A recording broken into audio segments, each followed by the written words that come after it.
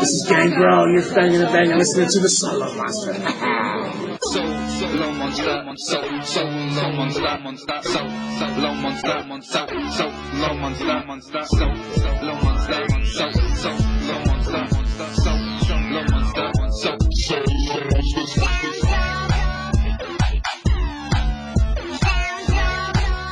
I am the Solo Monster.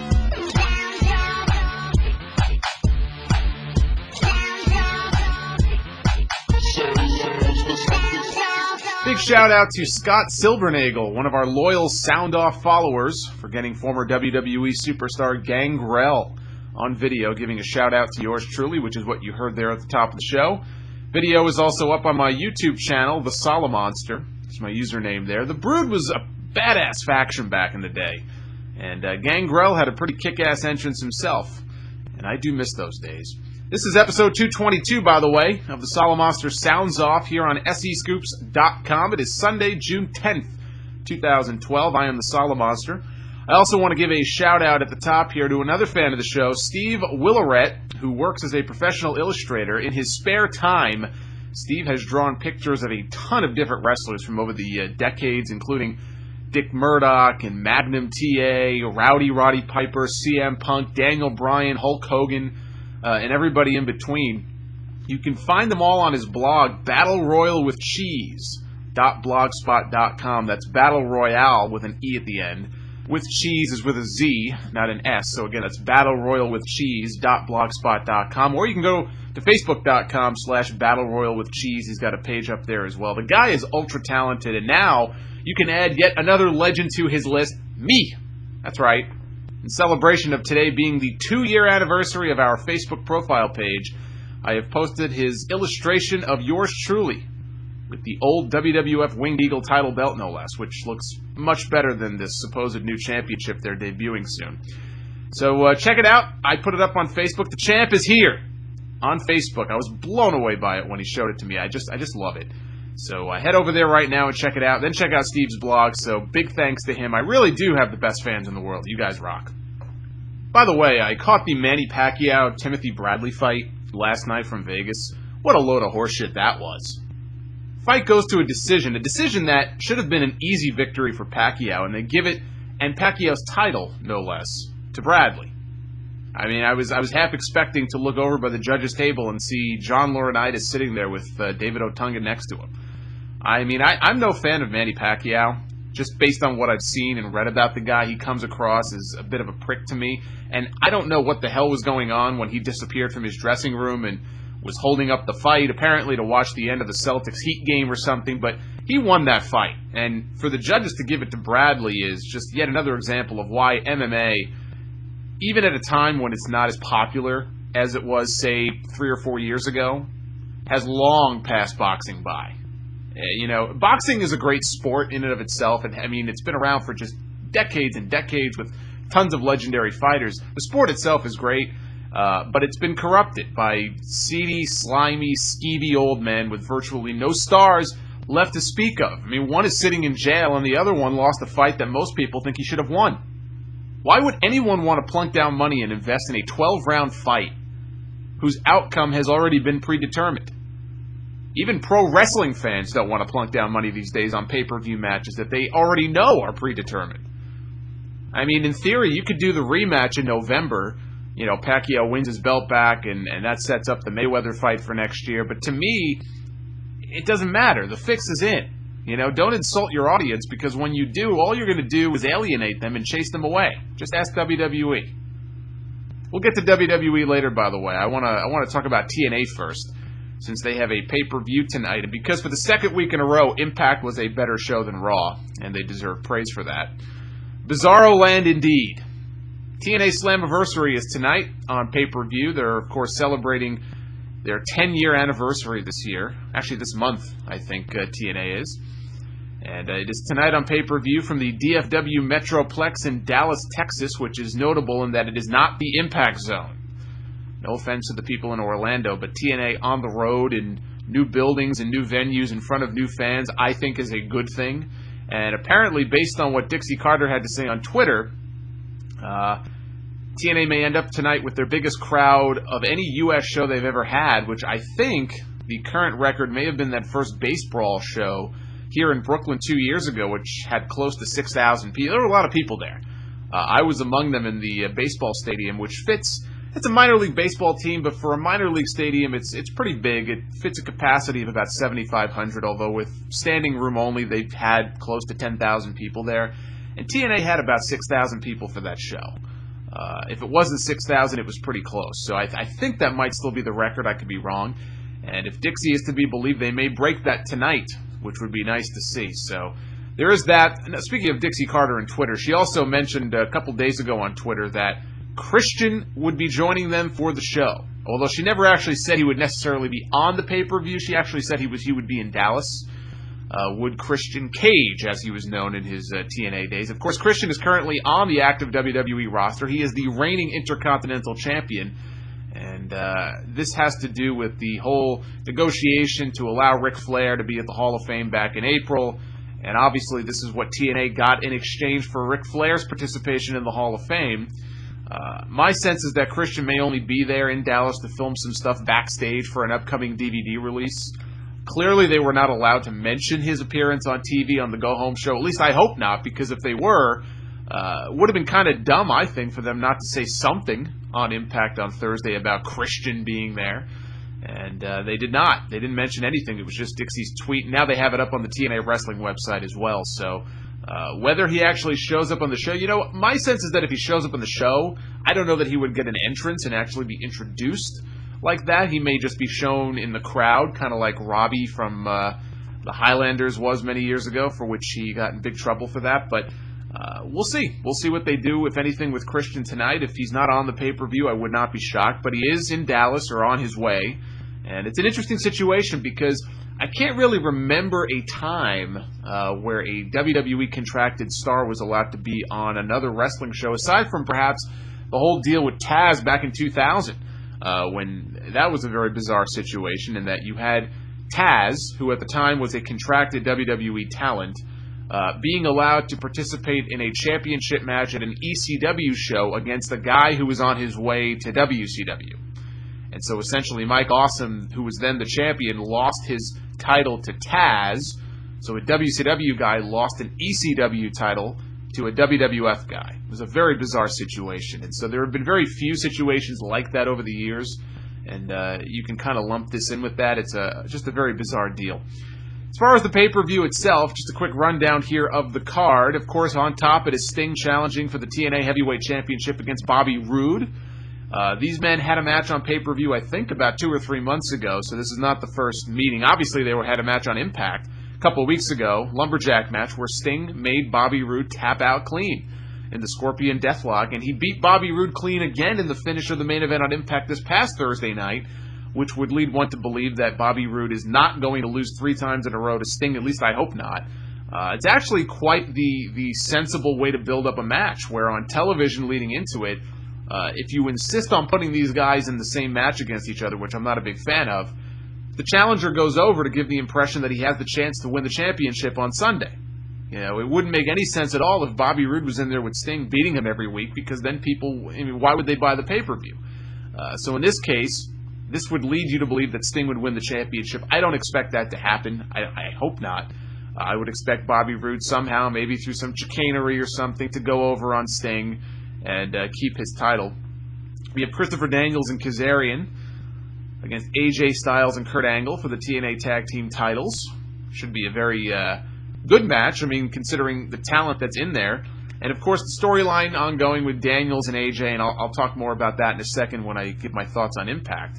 How that plays into this match, I don't know. It's hard to kind of make a prediction. Does it really matter at this point? Do any tag titles really in any company, except maybe Ring of Honor, really mean anything these days? I really don't think so. But if I had to pick people to go over in this match, I'd go with Daniels and Kazarian just because they're an entertaining act. And I don't think you should take the titles off them so quickly. AJ and Kurt's one of those makeshift tag teams, and Daniels and Kazarian's a makeshift tag team as well. Again, they were single stars before they got lumped together, but the whole act between them, it works. They play very well off each other. They're very entertaining, and I would hate for them to lose this match, so I'm going to go with Daniels and Kazarian. We have a triple threat match, Rob Van Dam, Jeff Hardy, and Mr. Anderson. The winner will meet the champion, whomever it may be, whether it's Sting or Bobby Roode, on Impact. The live Impact coming up this Thursday night. And so whoever wins this becomes the number one contender. And again, it's three guys that really just haven't been doing much of late. I would say you can have Bobby Roode retain the title and go up against Van Dam or Hardy. If I had to pick between the two, I might just go with Jeff Hardy, just because you might get a better match with Jeff Hardy, and Jeff Hardy is the most popular guy in TNA. And so, therefore, it's kind of like with John Cena in WWE. He's the face of the company. He is the most over guy. He is the biggest star. As much as it pains me to say it, it would make sense for somebody like Cena to have the championship if John Cena is going to continue to headline a main event pay-per-view after pay-per-view. And Jeff Hardy is clearly the most over babyface, most over talent on the TNA roster, sells the most merchandise and all that. And so have Bobby Roode win and have Jeff Hardy win and have a championship match on Impact would seem to make sense to me. Anybody but Mr. Anderson. I don't need to see Mr. Anderson challenging for the title on TV. I just don't have to see it. Then we have the battle between Joseph Park Esquire and Bully Ray. And if you watched Impact on Thursday night, which I'm sure many of you did not, the stipulation now is that Bully Ray cannot be held accountable for any injuries he incurs on Joseph Park in this match. And Abyss, the monster Abyss, is back. He has vowed to appear on the Slammiversary pay-per-view in some form or fashion and show Joseph Park and Bully Ray how dead he really is. Of course, the storyline here is that Abyss has been missing. He was killed off, supposedly, by Bully Ray, and obviously Abyss is not dead, and he's going to show the world he is still very much alive this Sunday at the pay-per-view. Now, it's going to be interesting how they handle this, obviously, because I think we all know, the joke here is that Joseph Park and Abyss are as one. Joseph Park is Abyss, although he does that character so much better. I said it last week, it's almost a crime to bring Abyss back if that means the death of the Joseph Park character. Maybe it won't. Maybe they've got some other idea to keep this storyline going. I would hate for it to end at Slammiversary. I just find the Joseph Park character immensely entertaining. I think he's very, very good in that role. I never really got any pleasure when I would watch TNA of watching Abyss scar up his body and just destroy himself in broken shards of glass and thumbtacks and bleeding all over himself. That's what the that's what the Abyss character is, essentially. And I don't need to see that. And Abyss cuts these very dark, kind of in-character, corny promos. He's kind of like the Kane of WWE, Kane of TNA, I should say. And, Joseph Park is a more compelling character. Now, maybe a couple more months and I'll kind of be bored of it, but I'm not at that point yet. So I don't know what they've got planned. Obviously, there's going to be some sort of storyline plot twist here, and we'll see what they do with it. This is one of the matches that if I'm watching Slammiversary, and I'm not sure yet if I am or not, but if I'm watching this pay-per-view, this may be the match I want to see the most, just to see what they do with it. And Bully Ray is just terrific. He's fantastic in his role. As much as I'd love to see Bully Ray on a much bigger scale, maybe even fighting or defending a world championship as a badass bully type of heel, I feel like him going to WWE at some point, which, who knows, could very well happen, would be the worst thing that could possibly happen to the character, because I don't see WWE allowing Bully Ray to be Bully Ray as he should be. At least in TNA, they pretty much give him the freedom to go out there, to be a badass, to mouth off to people and use some salty language and just be a completely unlikable character, and he's very good at that. And it's hard to make a prediction not knowing. This is going to be more, I think, of a storyline match, in that whatever twist they have planned will probably factor into the finish here. I would go with Bully Ray, I guess, as my pick, but I actually have no idea what's going to happen here, and that's a good thing when you're not able to predict it, and they've got a storyline that somehow hooks you, and it's not completely ridiculous. I like it, so we'll see what they do. Gail Kim will defend her Knockouts Championship against Miss Tessmacher. Miss Tessmacher earned the shot by winning a 4-way Knockouts match on Impact that actually went 10 minutes, believe it or not. The women were in there for over 10 minutes of ring time on Thursday night, which is unheard of. If you're a WWE fan, if you watch Raw every week, you know what you get with those Divas matches. And most weeks now, they don't even have a Divas match. They're losing, actually, Divas by the week, it seems. The Bellas are gone, and now Kelly might be gone. Maurice has been gone for a while. But the Knockouts, I got to give them credit. It wasn't a bad match. They give them time, and Miss Tessmacher, from what she used to be, I believe Miss Tessmacher was the one that Eric Bischoff once referred to on TV as like a whore or something like that. And to go from being a whore to being a pretty good worker is is impressive. So Tessmacher and Gail Kim. Obviously, I'm going to go with Gail Kim here just because Gail Kim is the superior performer, and I just think she should go over in this match. Austin Aries and Samoa Joe will have a match. I believe their first encounter in a TNA ring, unless I missed something. They kind of started something on Impact Thursday. Joe confronted Aries backstage before Aries went out for his match, and then Joe cost him the match against Crimson. Unless I've only been watching Impact consistently for 2 weeks now, so it's entirely possible that there was some sort of interaction between Joe and Aries that I completely missed, but I'm not aware of it. So I'm not quite sure why this feud started. It just seems like it kind of started out of thin air. But I don't care because I'm sure the two of them will have a great match. And I would imagine that Samoa Joe maybe will go over to keep this going. Because if Aries just beats him in their first match, I'm not really sure where you go from there, so I'll just go with Joe. Devon and Garrett Bischoff will team up against Robbie E and Robbie T. I just really don't care about this match, quite frankly. I'll go with Devon and Garrett just because they're seemingly getting a push. Crimson has issued an open challenge to anybody. He made a crack about Goldberg on Impact on Thursday about, that other guy. My streak has been much more impressive and longer than his. And, of course, Goldberg on Twitter was asked about it. He had some not-so-nice things to say because that's Bill Goldberg. And I would love it if Ryback accepted this challenge. Just send Ryback out there. He's a hungry guy. He wants to be fed. Just send Ryback and Crimson are... well, I was going to say they're kind of identical, but they're really not. But I guess they're both kind of doing the Goldberg streak gimmick right now. That's the only kind of common thread between the two of them. So I say put the two of them in there together and may the best man win. And apparently there's another match on this pay-per-view tonight between Kid Cash and Hernandez. And I mentioned about Aries and Joe and how that kind of came out of thin air. What the fuck is up with this match? Where the hell did this come from? Kid Cash and Hernandez? I haven't even seen these guys on television in weeks. Months. I don't know where this match came from, but apparently they're going to wrestle on pay-per-view, so there you go. That is the Slammiversary show. They will also announce their first inductee into the new TNA Hall of Fame. AJ Styles is as good a pick as any, I think. You could put Jeff Jarrett in there, but I don't know. Jeff Jarrett, last time we saw him on TV was the heel, and I don't know, it would be weird. He does deserve to go in at some point. But hey, put AJ Styles in there, put Don West in there since Don West is on his way out. I would still be in favor of my idea, which is to put Randy Savage in there, but I know they probably won't. So we'll find out.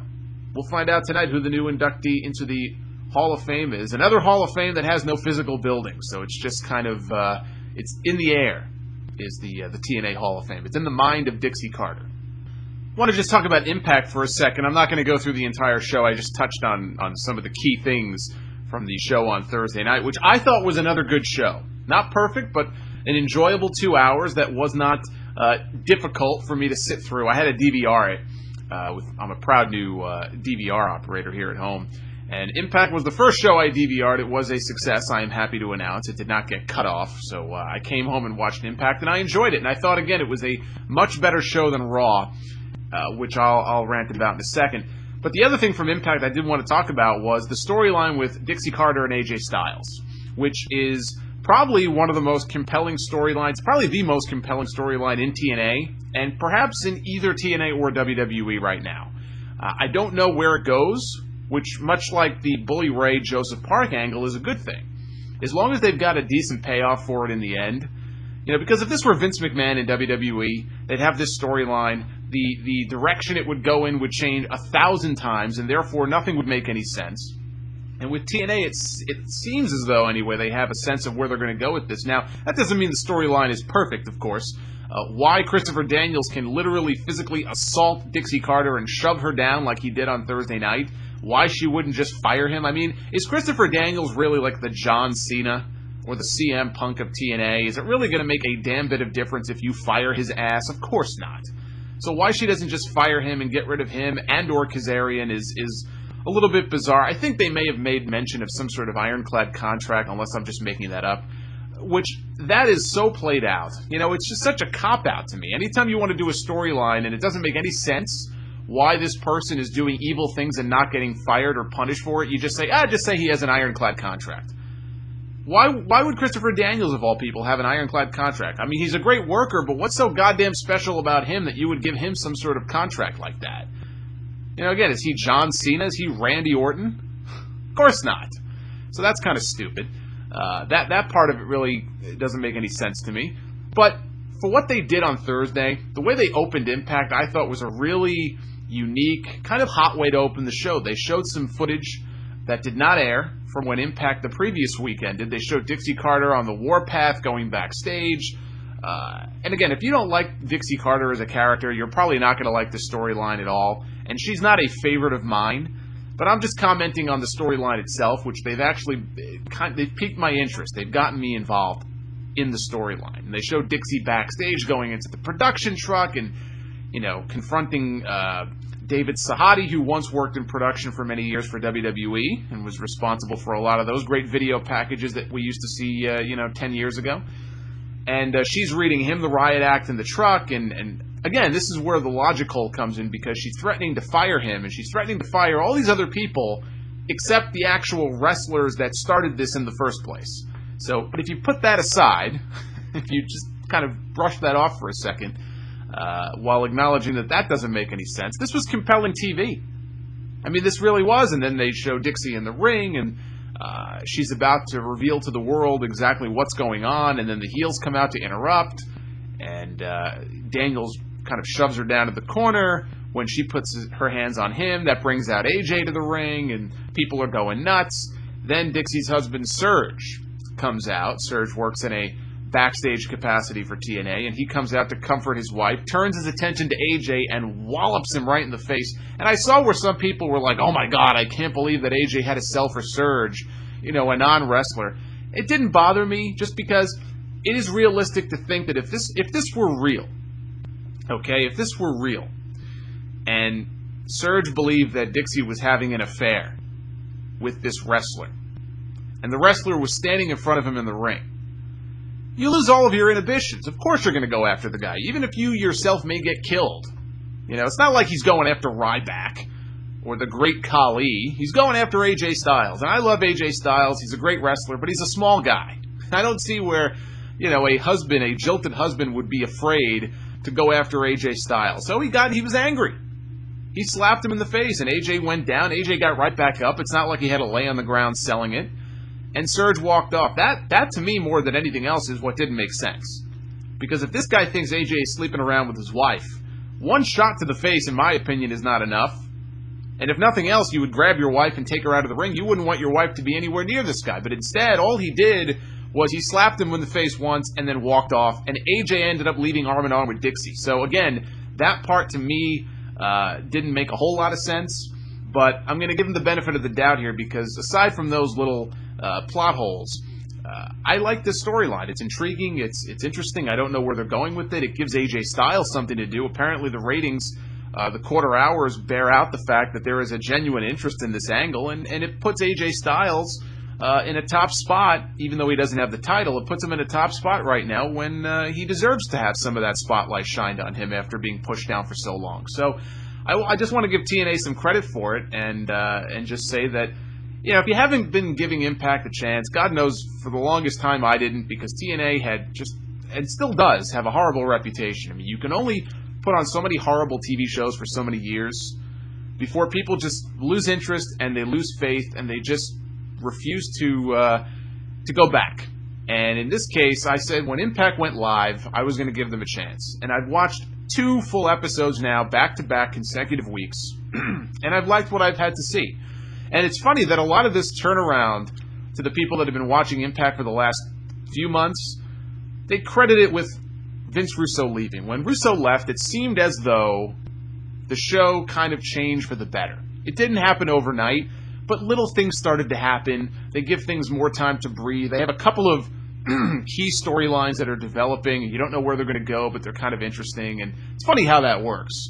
When a guy that has no business booking professional wrestling and thinks pro wrestling is a dirty word happens to leave your company after causing so much chaos and carnage for years, chasing so many people off because he didn't know what the fuck he was doing, you get rid of him, you cut the cancer out, and things start to get better. It's funny how that works.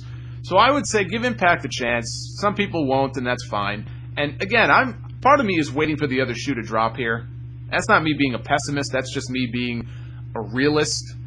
And Impact will not have a great show every week, but I'm willing to give them a chance. Maybe even for the entire summer, for the entire length of their live run. For a month, for 2 months. And then evaluate over a period of 4 weeks, 6 weeks, exactly how good the shows are. Because this is coming, TNA's live shows, at a time when, in my opinion, WWE is in big trouble. Okay? And I'm going to talk about WWE right now.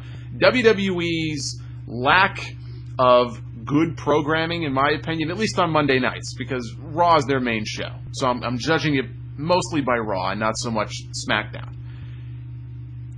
TNA is the beneficiary of that.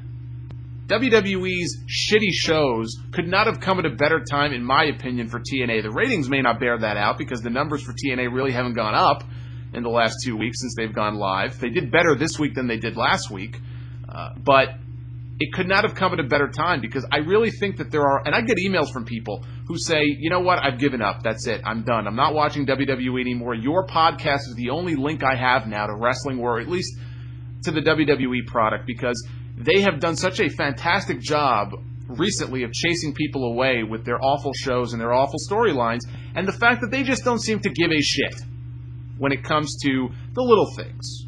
You know, it's one thing to have a storyline with one plot hole, but when you have 6 plot holes every week and it's hard to keep track of what's going on, and it's just people can't stomach it, and so they stop watching.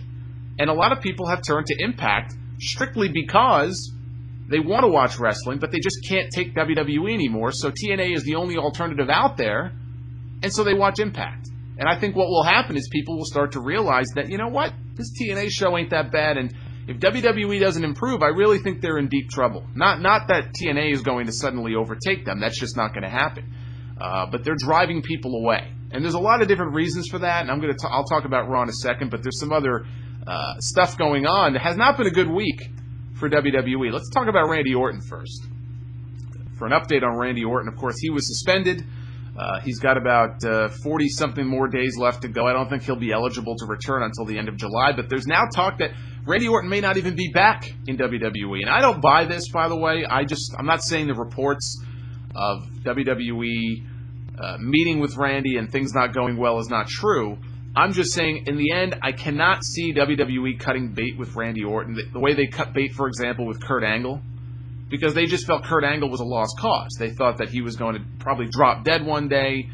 Kurt Angle's a crazy man. He was probably hopped up on all these pills, failing tests, and they felt that if, not only for his benefit, but for their own benefit. They didn't want Kurt to die on their watch. They'd cut the guy loose. I don't even think he had to wait 90 days before he showed up on a TNA pay-per-view. I don't see them doing something like that with Randy Orton. And Randy Orton has a long-term contract with the company. I believe they have him locked up until 2019 or 2020. He had signed a 10-year deal not that long ago. And so they are well within their rights if they want to cut bait with him and then force him to sit out. But again, then you have a Brock Lesnar situation where can you really enforce something like that where, yes, the guy was under contract and something happened and so therefore you're going to sit him, but he's got to make a living somehow. I'm not sure that if they cut bait with Randy Orton, they could really stop him from going to a TNA if he wanted to. Maybe for a year, but not for 10 years. So that'll be an interesting situation to follow. I just don't think it's going to get to that point. But there was a report on the Super Luchas website this week that Orton had met with top officials, including Vince McMahon and Triple H, at Titan Towers in regards to his recent suspension. It was supposedly a very hostile meeting. It was not a good meeting. And there are a vocal contingent of people in WWE. Who these people are, I don't know. But there is a vocal minority in executive power in WWE, and maybe even some agents, I'm not sure they're all executives, who want Orton gone. They just feel he's difficult to work with. He now has 2 strikes against him, and again, that brings up the question of how do you handle the guy when he comes back? Can he be trusted? Can he ever be trusted in a top spot or with the championship or anything like that when he's 1 strike away from termination and a 1-year ban, essentially, which is what happens when you get a 3rd strike from the company. So Vince McMahon is all pissed off, and he has every right to be because he's been pushing Orton as a top star on the SmackDown brand Even though Orton really hasn't been at the very top for many months since he lost the championship to Mark Henry last year and put Mark Henry over. Not once, but twice on pay-per-view. But Vince is not happy because this suspension comes at a time when, particularly on SmackDown, there is a very big issue with talent depth. And they can ill afford to lose somebody of Orton's caliber right now, especially if it's not with an injury. It's not like Orton is hurt and can't go. He's ready to go right now. But now you've got all this other BS going on, and you can't use him, and you got to suspend him, and he's going to miss the 1,000th Raw in St. Louis, his hometown. And I can understand why Vince would be upset with Randy Orton. They've invested a lot in him over the years. They really have. And it's kind of like Brock Lesnar and why they were so upset with him many years back when he first left the company, because they put everything into him. They wanted to make him the big guy. The next big thing became the big thing. So yes, you can understand their anger and frustration when the guy turns around and says, you know what, I don't want to do this anymore. I want to go play football. I'm done. I get that. But they're in a tough spot right now because you've got Orton, Jericho, and Rey Mysterio now all suspended at one time. All top guys suspended. And Mysterio's suspension is going to be up in the next couple of weeks. There's no indication that they're going to bring him back right away. He's not on any of the house show lineups for next month. Sin Cara's back now, and they already had him in the lineups weeks before he was ready to come back. There's nothing new on Mysterio, so who knows when he'll be back. So you got all these guys suspended. Other guys are out with injuries. Wade Barrett is still out for at least another month, maybe two, with his injury. Now comes the news this week that Alberto Del Rio may have sustained a concussion, which apparently has kept him off the weekend house show and could potentially keep him off the pay-per-view next Sunday. No way out. He's going to be facing Sheamus for the World Heavyweight Championship. It's not exactly the main event of the show, but it's still a featured match. It's a World Championship match on the pay-per-view now that may not happen. Then the news that R-Truth, who is one half of the tag champs with Kofi Kingston, may have suffered a broken foot on the current tour of Spain. He either sprained it or he broke it. They've got a lot of problems right now. They really do, with injuries and just talent depth and suspensions. And, of course, there's the situation with Brock Lesnar that nobody seems to know too much about, other than Brock Lesnar apparently has nuclear heat on him backstage. A lot of people very unhappy with him for showing up at that UFC pay-per-view a couple of weeks ago. Brock is very difficult to work with, and so there's just people that just don't like him. They didn't like him coming back in the first place and are probably out to get him and have their own personal agenda. The match with Triple H at SummerSlam is still a go at this point. That could always change. And I just want to mention here the same thing I said when that match was first teased, when they first did the confrontation between Triple H and Brock Lesnar, and Brock broke his arm, and there was talk that they were going to save the match for SummerSlam. I made a comment on the show that Triple H is going to beat Brock Lesnar, and a lot of people laughed at me, and they mocked me, and they said, oh, come on, that's not going to happen. I mean, yeah, Cena beat Brock, but they would never have Brock lose to Triple H. I mean, come on. Well, I stand by my prediction. I predict that Triple H, when and if they have a match, whenever it may be, Triple H is going to beat Brock Lesnar. Could I be wrong? Sure, I've been wrong before. But I am convinced. I am convinced that Triple H is winning this match. And maybe now people are starting to see things a little bit more in my eyes, in that all of this talk about how upset they are with Brock, I cannot see Triple H, short of just tons of outside interference, agreeing to lose to a guy that I'm sure in his mind he perceives as not having the heart to be in this business. And Triple H is big on having respect for the business and being all about the business. And supposedly he, wasn't a big fan of Brock the first time around either, especially when he left. He felt that he abandoned the company. Now he's back, and there's more trouble going on behind the scenes. And so I find it hard that Triple H is just going to come back after losing to The Undertaker clean as a sheet at WrestleMania and say, okay, sure, have Brock beat me. I find it inconceivable. Absolutely inconceivable. So I'm sticking with my prediction of Triple H beating Brock. But all of these different problems. And when I hear things like this, and I look at the lack of depth on the roster when it comes to main event talent, even upper mid-card talent. They've got a lot of talented guys. Cody Rhodes. Okay? Cody Rhodes was being pushed as the Intercontinental Champion for months. And they were doing a pretty good job of pushing him, too. They brought Booker T out of retirement so that he can beat Booker T, although Booker T beat him first. But then he beat Booker T in the rematch, and he was beating all these guys. He was beating guys bigger than him. He was beating Ezekiel Jackson on TV every week, and all these different things. And all of a sudden, he lost the title to the Big Show at WrestleMania, which is fine. I'm not saying Cody needs to go undefeated or else he's being buried. which is the other thing that annoys me, by the way. Whenever somebody loses one match, automatically, they're being buried. That doesn't mean they're being buried, okay? I think people forget the definition of being buried.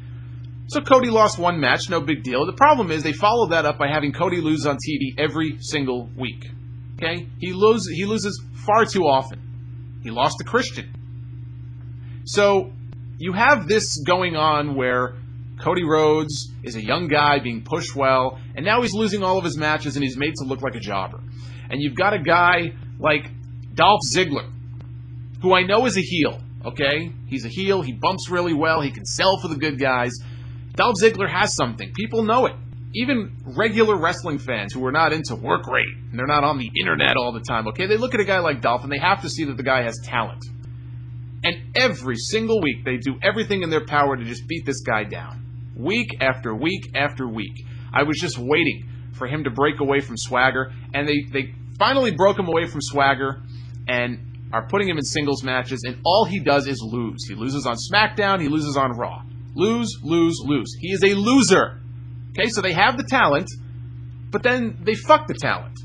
And so I look at this, and I can't help but shake my head. And somebody sent me a link to a show on WWE's YouTube channel called Superstar Toys. Again, toys with a Z at the end. Kind of like Battle Royal with cheese with a Z. I guess the Z thing is the cool thing. Kind of like back in the day, it was the Dudley Boys with a Z, and the Hardy Boys with a Z. And Zeus had a Z carved into his head. Anyway, so there's this show on YouTube called Superstar Toys, and the latest one features Hunico, who is apparently a huge collector of Lucha Libre masks, many of which he has worn himself in matches, or won from other masked wrestlers while competing in Mexico, and they have some special meaning to him. Because even today, Mexican wrestling, you could say, is not quite what it used to be, much like the Japanese wrestling scene is not as strong as it used to be. The American wrestling scene, for Christ's sake. Wrestling just is not as strong as it used to be all over the world. But in Mexico, it still means a lot. The mask has a great symbolism. And mask matches and being unmasked, it's still a big deal. And he's talking about how the masks mean so much to him. He didn't buy them from a store. He didn't buy them off the internet. He actually earned each one of them. And he's got them all on this rack in his house, like multiple racks in his house. And I watched this video, and I instantly became a fan of the guy. Why is this airing on YouTube and not on TV? He just comes across as so likable. It took 5 minutes, and I became a fan of Hunico. And then you look at what they're doing with him and others like him on TV who also could probably get over better just by being allowed to be themselves, and it's depressing. Instead, he's a heel when he could easily get over as a babyface.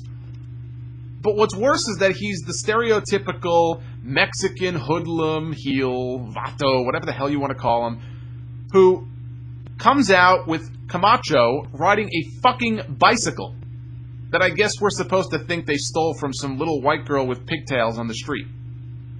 Just like the Mexicools used to come out riding a goddamn lawnmower to the ring. It's just so offensive in every way to me, but most importantly, it's offensive because this is a company that will turn around and wonder why these guys aren't able to get over like the guys used to. And they'll blame it on these guys like it's their fault. It's just amazing to me. It's just amazing to me. And while we're on the subject of being both offensive and stupid, I saw both segments on SmackDown this week that included one person doing an impersonation of somebody else. First of all, why you would have two segments on the same show with people doing impersonations, I don't understand that. That's pretty stupid. But let's start with the Ricardo Rodriguez impersonation of Sheamus. Okay? I actually thought he did a spot-on job of imitating the world champion. Ricardo is so much more entertaining than Alberto. It's scary. Ricardo was great. And it made perfect sense as well from my point of view. It was done to build up heat for the World Heavyweight Championship match at No Way Out between Sheamus and Alberto, which may or may not happen now. You know, Alberto and Ricardo are the heels. They're making fun of the babyface champion who then tries to get his revenge. Fine with me. No problem. Plus, Ricardo was really entertaining doing it. Okay? Then, on the same show, we get Hornswoggle, dressed up as good old JR. He comes out. He's got the black Resistol hat on his head. He's got the glasses. He's got the bottle of barbecue sauce. He's even speaking like Jim Ross, talking out of the side of his mouth, as though he has Bell's palsy. You know, one thing that WCW gets shit for to this day, and was easily one of the most classless things they ever did, which is saying a lot, was the Oklahoma character. Okay, you had Ed Ferrara, the former WWF writer who came over to WCW with Vince Russo, doing an impersonation of Jim Ross and mocking the fact that he had Bell's palsy. And I'm sure this happened because Vince Russo didn't like Jim Ross. Probably still doesn't. So it was Russo's way of making fun of Jim Ross. Because I think Ferrara, I could be wrong about this, has since apologized and regrets doing it, but he did it. It was done to make fun of the fact that he talks funny, looks funny, and has Bell's palsy. And I can't think of one person who liked that angle or thought that it was a good idea, at least not anybody whose opinion I actually care about. It was offensive, it was mean-spirited, it was not necessary. In some ways, this segment from SmackDown on Friday night was worse than the Oklahoma character. For one, and I am by no means using this as a way to condone the WCW angle, but you can make the argument that, you know what, it was done by a rival organization that was at war with WWF at the time. Now, granted, the war was pretty much over by that point. Obviously, somebody forgot to tell WCW that. But still, it was WCW's way of sticking it to WWF's most popular announcer. Still no excuse for it, but fine. Both companies did some pretty petty things like that back in the day. Actually, they did a lot of that shit back in the day. Plus, the character was supposed to be a heel. Here, you have WWE itself doing it to embarrass JR, the very company that still employs the man and pays him. He isn't even on TV anymore, but, you know, Vince McMahon, he never wastes an opportunity to stick it to him. Hey, we gave him some good publicity on Monday night for his barbecue sauce, so we can't let him get off scot-free with that kind of publicity without making sure he pays the price for it. Barbecue sauce that they themselves, mind you, are now profiting off of since they sell it exclusively on WWE Shop. I just thought I would mention that. But this is not some rival promotion doing this. It's the very company the man still works for. And last time I checked, Hornswoggle was a babyface. He is a kid's character. He's the good guy. He's not some little heel troll. I mean, I know he's going to play the role of a little heel evil troll in a movie soon, but this wasn't a heel turn.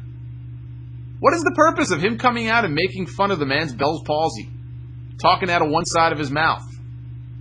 That's what really pissed me off mostly about this segment. And then at ringside, you've got the babyface announcers, Booker T and Josh Matthews. They're yucking it up.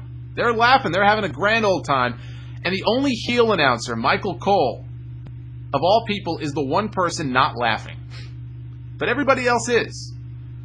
What sense does any of this make? Can you explain that to me? What sense does any of this make? They do all of this anti-bullying stuff, the Be a Star campaign, all of that nonsense. It's all such complete and utter bullshit. All of it. It just makes me want to vomit. The Be a Star stuff is a nice thing to do. It sends a nice message to kids. They're actually bringing one of their rallies here to Brooklyn in a couple of weeks. I'll probably be there. I don't know who they're sending yet, but, you know, it's just such complete bullshit. And they don't do it because they actually want to eradicate bullying. And, you know, they do it. They don't do it for the right reasons. They do it because they feel they have to. They do it for good PR. They do it to make the company look good, to make Linda McMahon look good. And we have to sit there every single week and watch these stupid commercials on television. Show tolerance and respect, they say. Be a star. Take your star and shove it up your ass. You know, Vince McMahon was deposed by Congress many years ago when Chris Benoit did those horrible things that he did, took his own life and killed his wife and killed his kid, and there was a lot of talk that, oh boy, this is going to be it for wrestling, and there's going to be congressional oversight and regulation of the professional wrestling business, and of course nothing ever happened. Nothing ever does change, because they don't care about wrestling. It was a big story, and then it became yesterday's news, and so all the politicians forgot about it. Because in the end of the day, they really didn't give a shit about it to begin with. But Vince McMahon and Dixie Carter, by the way, were both deposed. They had to come give congressional testimony on Capitol Hill, and Vince was there for like hours, 6 hours or 8 hours, just answering questions. And I don't know if the testimony was supposed to be leaked or not, but it got leaked. It came out. And Vince made a comment that was very telling to me at that time. It was maybe the most brutally honest thing I've ever heard Vince McMahon say. He didn't say it in public. Again, he said it to Congress in private in answering questions, possibly under oath. he was asked about, it was either the wellness policy or the policy they have of, they have a letter they send out each year to anybody who has ever worked for the company ever, offering rehab for substance abuse and stuff like that, which is a nice thing for them to do. They don't have to do it, but they do. It may have been about that, but he was asked about that. And Vince's response was quite blunt. He said, it's good PR. I do it for PR. That's the only reason we do it. We do it for PR. A brutally honest answer, but I'm happy he said it because it confirms everything that I've ever thought when it comes to this kind of stuff. They have the Make-A-Wish videos, and I don't want to speak ill of the Make-A-Wish stuff because they've been doing a lot of charity work like that for a lot of years. Hulk Hogan, even back in the day at his peak, was doing a lot of Make-A-Wish stuff on behalf of the WWF, and I'm sure that's all genuine, and I may not like them putting all those videos and shoving it down our throats to make John Cena look good every week, and I'm sure John Cena doesn't like that either, by the way, in his defense, because he does a lot of things that we never hear about.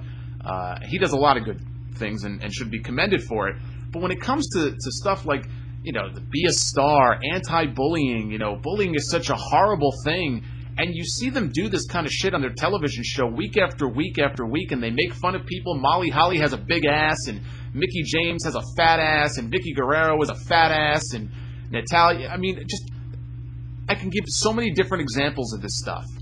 And I'm sure their argument and people's argument might be, well, it's just a television show. It's all storyline. Bullshit!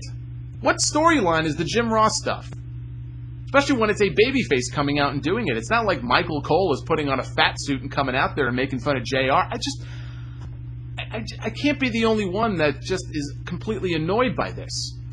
So, anyway, I just wanted to mention the Hornswoggle thing because it pissed me off. I liked the Ricardo thing. It was entertaining enough. I didn't see the point in this at all. I thought it was bullshit.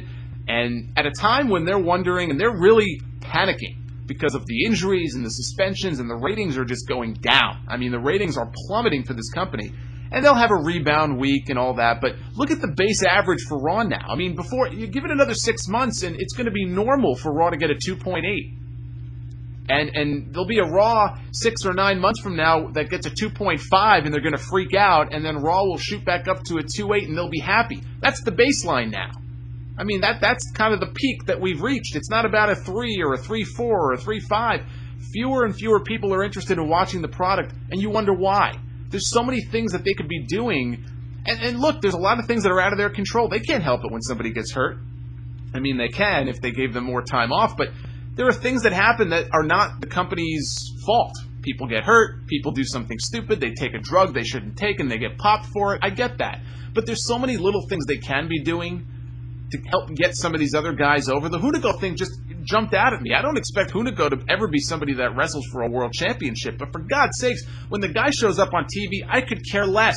I know he'll probably have a good match. He had a great match on Raw with Sin Cara a week or two ago, but they've done nothing to make me care about this guy. And this one stupid little 5-minute video on YouTube did more to make me care about the guy than anything they've ever done on TV, and this video will never see the light of day on television, and it just pisses me off. Raw on Monday night was in Greenville, South Carolina. Lots of talk that Ric Flair was sighted in town. Of course, he did not appear on the show. I'm sure before long he will be. Hey, maybe on the 1000th Raw they'll trot Ric Flair out there if they can get this situation resolved before then with TNA. This was a show that was not good. It was not a good show. Not everything was crap.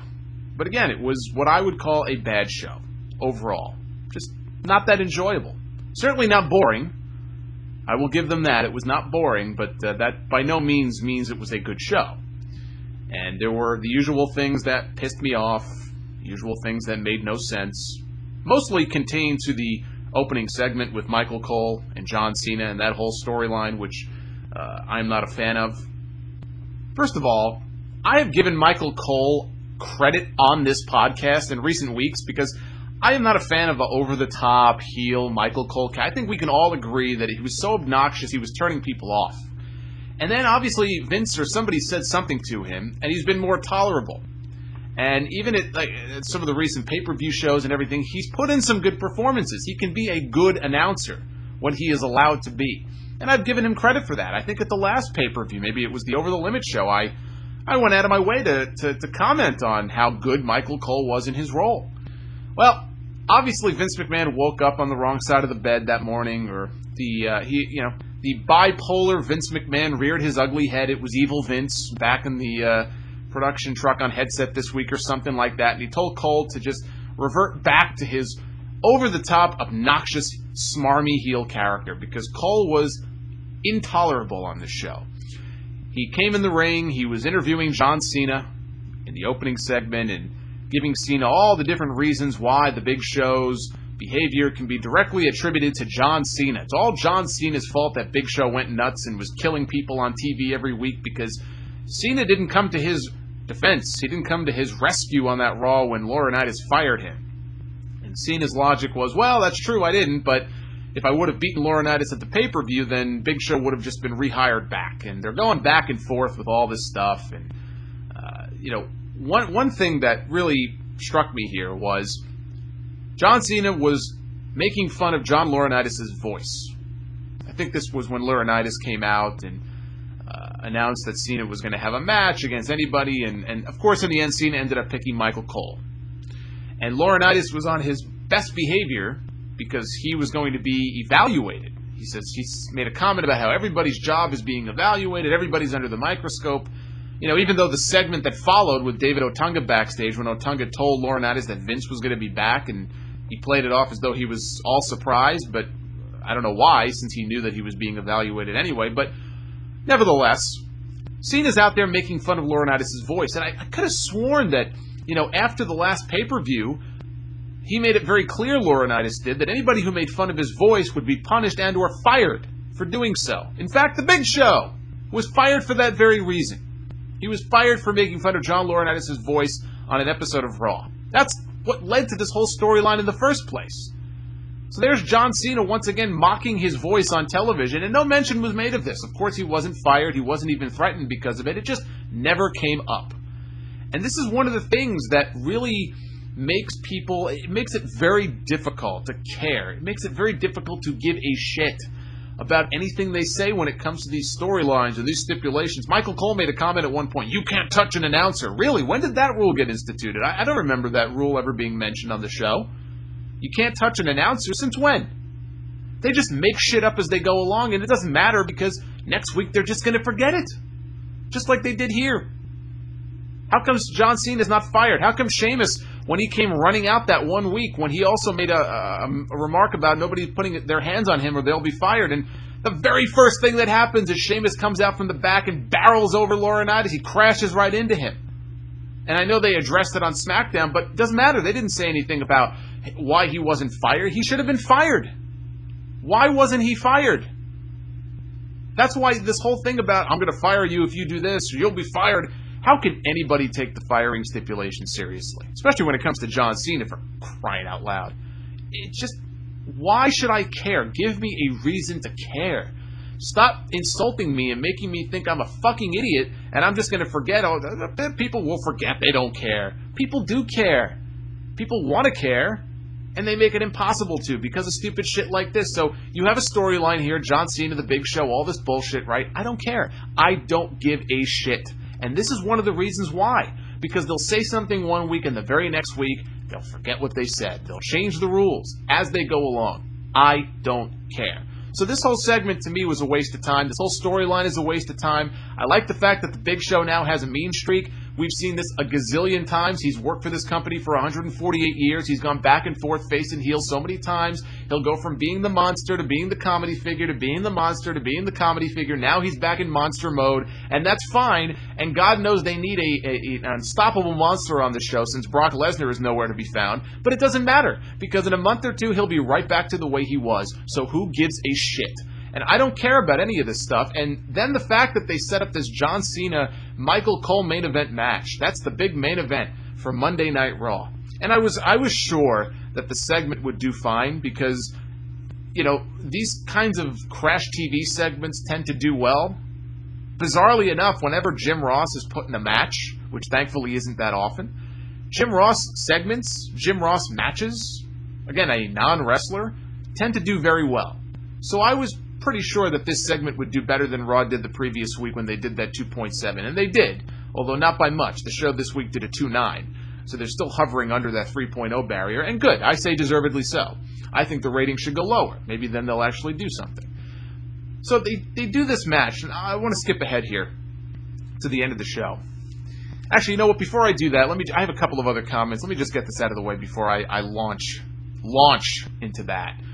Vince McMahon is coming back next week. We have a 3-hour show next week. This will be a good preparation for what we can expect next month, I guess, when Raw goes 3 hours for good. And Vince McMahon will be on TV to evaluate John Laurinaitis' job performance. And I presume that if he's unhappy with the job Laurinaitis is doing, then he will, what else? Threaten to fire him. Or maybe he'll put him in the Kiss My Ass Club. That's what Vince loves to do. Very homoerotic Vince can be when he tells people to bend over, or get down on their knees, and pucker up, and kiss his rear end. And on this show, we had a man in the main event with a physique that was not particularly good. Not that it matters, but being doused and drenched in barbecue sauce. I would be completely embarrassed if a non-wrestling fan caught me watching that last segment on Raw. Completely embarrassed. But back to Vince. I had a thought during the week. I mentioned on Twitter that June is typically the month that WWE tries to kill Vince McMahon on TV. They try to bump him off. They've done that at least twice before in the month of June, I believe. The one time with the limo explosion many years ago. Of course, the other time when he was giving away the $1 million on Raw, and then the stage fell on top of him. So if I were Vince McMahon, I would be fearing for my safety on Raw this Monday night. I would be watching my back. I would grow eyes in the back of my head. I'd bring Patterson and Briscoe out there to watch my back if I were Vince McMahon on Raw this Monday night. Also, Ryback had a squash match on Raw. This was his first squash on Raw. He's been doing this for weeks now on SmackDown. And these two guys that came out there had the best names ever. I think one was Stan Stansky or something, but we had a jobber by the name of Arthur Rosenberg on Raw. I never in a million years would have ever expected that there would be an Arthur Rosenberg on Raw. That is my new favorite all-time wrestler name.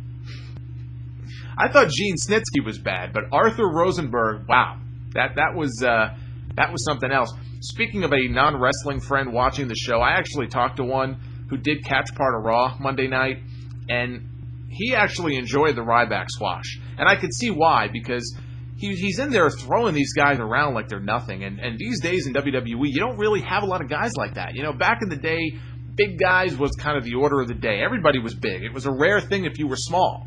Well, now it's kind of the opposite. And Ryback is a monster.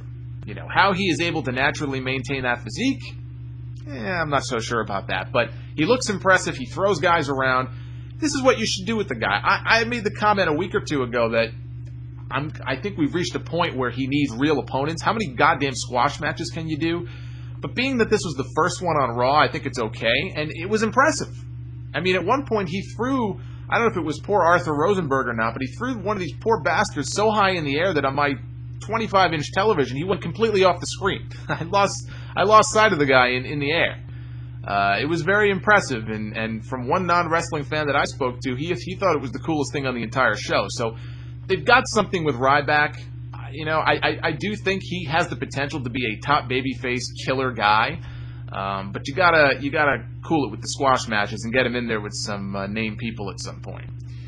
I also loved during the tag match on this show, they had Kofi Kingston and R-Truth back out there 1 week after the Big Show slaughtered them the week before. And they came out, their ribs were all taped up, but they were all wrapped up like mummies. And Jerry Lawler is on commentary trying to convince us how much pain, how much agony Kofi and Truth are in with their injuries. And yet, at no point during their match, even when they made their entrance, at no point during the actual match did they show any signs of being hurt. Kofi is out there flying around like he always is. You know, you could at least, hold your ribs and be like, ow, or something. Nothing. Not one time during the entire match. That just completely ridiculous. So let me get to the main event segment. Let's talk about John Cena and Michael Cole. I know some people liked this match. They thought it was entertaining. These are probably the same people who thought that Laurinaitis and Cena was entertaining at the pay-per-view, and that's fine. I can kind of sort of see that. I was not one of those people. But what struck me is, before I get to the actual match, I have to make a comment here. SEScoops.com, it's a great website, right? They have the sound off, so that alone makes their website great. But SE Scoops, in case you haven't noticed, is trying to have more features on the website. Some more voices, fun things, and one of the new things they have, besides the sound off and the mailbag and the occasional editorial from myself and others, they now have a new, what I presume will be a weekly feature called the Top 5 Raw Moments, basically. And it's written by somebody by the name of Antoine Hoffman. I am not familiar with Mr. Hoffman. I'm not even sure if Antoine is a listener of Sound Off. I hope he is, but he may not be. And I read his first feature, his inaugural Raw feature here on SE Scoops. And I can see where he's trying to look for the silver lining in certain things. And I'm not saying that Raw was an entirely horrible show. So what I thought I would do here, really quickly, is bring up Mr. Hoffman's column here. He did a top 5 great things from Raw Monday night. He tried to look at the positives. And number 5 on his list was the match between Kane and CM Punk. They had a match. Stipulation was that there must be a winner. Kane ended up winning. Now, Kane is part of the WWE Championship match at No Way Out with him and Punk and Daniel Bryan, which I don't like, but that's how it is. And so they wanted to make Kane look strong here. And they had an okay match. By Kane standards, with some of the matches he's had recently, this match was actually good. It was a good match. I will give you that. Okay? So that's CM Punk and Kane. Now, number 4 on Mr. Hoffman's list here was Ryback's annihilation of Stansky and Rosenberg, which I just talked about. And again, I thought for what it was actually very good. He had a dominant performance. No problem. Number 3, he mentions the metamorphosis of the Big Show. They had a video feature on the show, similar to the one they did with Brock Lesnar, one of these pre-taped sit-down things, with various clips of him killing dudes. And that's fine, because again, they want to make Big Show look like a monster. Fine. Even though, again, they've done this a million times, and I'm kind of numb to it at this point, but nothing wrong with it. It was, it was an okay video. It wasn't as good as the Brock Lesnar one, but that's fine. Dolph Ziggler and Sheamus had a match on this show. This was number 2 on Mr. Hoffman's list. And they actually did have a pretty good match. I've seen them have better, but the match was good. And again, Dolph Ziggler is awesome when it comes to selling people's finishers. When Sheamus kicked him in the face with that bro kick, I mean, he looked like he put his foot through Dolph's head, okay? It looked awesome. It was a great thing. But again, Dolph lost. And I'm not saying Dolph should beat Sheamus. Sheamus is the world champion, but don't put him in there with Sheamus. This is what I was talking about before. Dolph is at a point now where he can't be on television losing every week. It just weakens him that much more in the eyes of the fans. Then we get to the number 1 thing on Mr. Hoffman's list, and this is why I wanted to bring it up. I'm giving him some free publicity here. He lists the John Cena-Michael Cole match as the number 1 great thing on Raw from Monday night. I want to read you, word for word, it's not a lot, what he had to say about this, okay? He says, and I quote, "How often in modern-day wrestling does one storyline excel in just about every department listed in the aforementioned criteria in one night? WWE's creative team gets bashed when a program is not to the people's liking, and in many cases the criticism is warranted. However, in this instance, the brains behind this operation, as well as the characters involved, pulled off a work of art. Whether it was the back and forth between Michael Cole and John Cena over the source of Big Show's rage, John Laurinaitis' exercise of power, Cole's excessive groveling and pleading to avoid his eventual fate, the pivotal match, he says, between John Cena and Tensai, or the comical Cole-Cena match itself, the segments featuring these 3 turned out more compelling than expected, despite Big Show's absence, because again, Big Show was not physically on the show this week. He says it proved to be an indirect sell of Cena and Show's cage match at No Way Out. The June 4th installment of Monday Night Raw proved to be a stellar show." It's his word, not mine. He says a stellar show. What I want to know is, what the hell is this guy smoking? Are you on crack? A stellar show? You're going to throw around the word stellar on a show like this? Really? Not a good, not a very encouraging first effort, I would say here. I think his judgment on this particular segment leaves a lot to be desired. Again, my opinion, hey, everybody's entitled to their own opinion, and I was enjoying reading it until I came across the number 1 thing on his list, and he had to go in there and say that, and I just said, you know what? Good luck with this column going forward, my friend. A stellar show.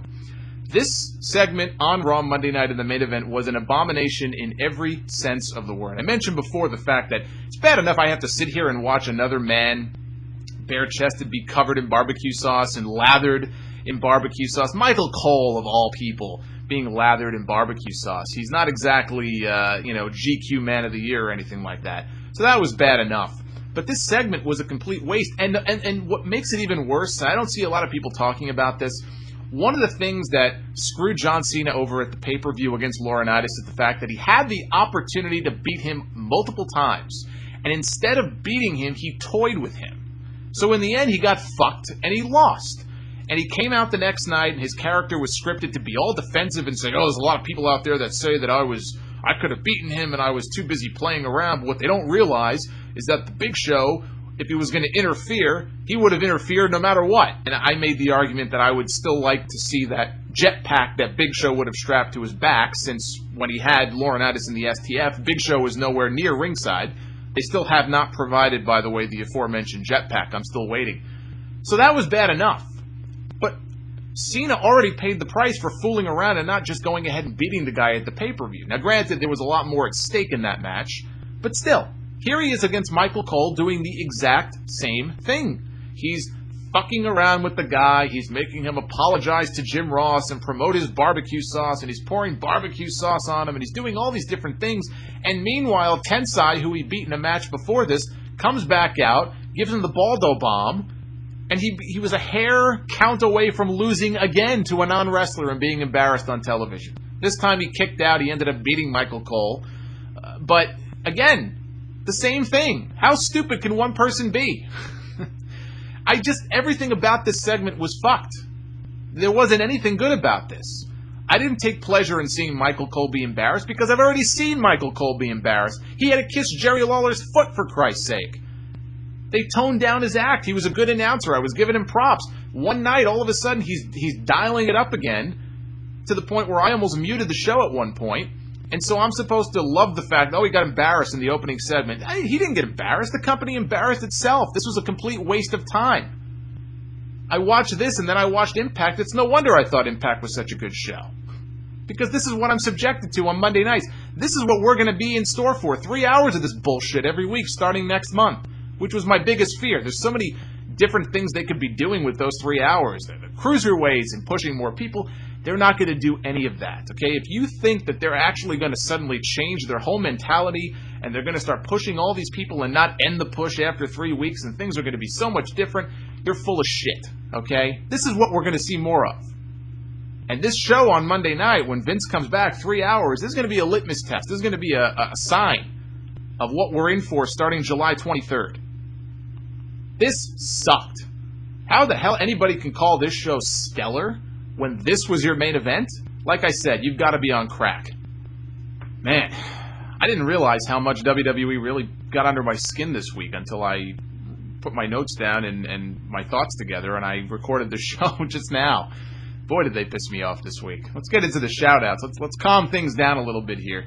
Got a bunch of them to get to. You can email me at thesolomonster@gmail.com. That is the email address for any questions for the mailbag, and, of course, shout-outs and that sort of thing here. This first one, Dylan Siraki writes in. He is a Fantastic Four member and is celebrating a birthday today, June 10th. He says, I was wondering if I could get a shout-out. I am turning 13 and have been listening to your show since I was 11. Wow. So I guess you can say that I have been part of your childhood then.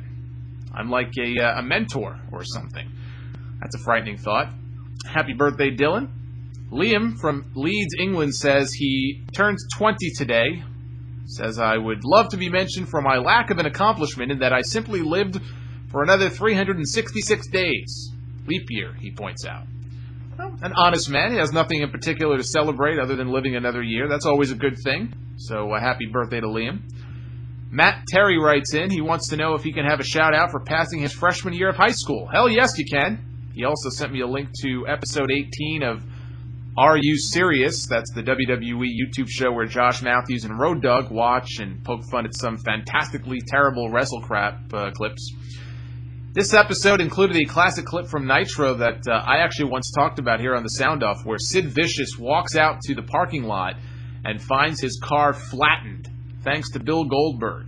And his reaction to this is just priceless. I mean, if you've never seen this clip, you seriously have to see it for yourself. Just Google it, YouTube it, it'll come right up. It is funny stuff. So thanks to Matt for that. Rick from South Carolina also writes in. He wants to give a shout-out to his sister, Carrie, who just graduated from high school.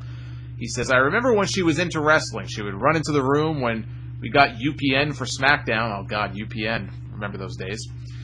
Because she wanted to see the rap battle between John Cena and Kenzo Suzuki.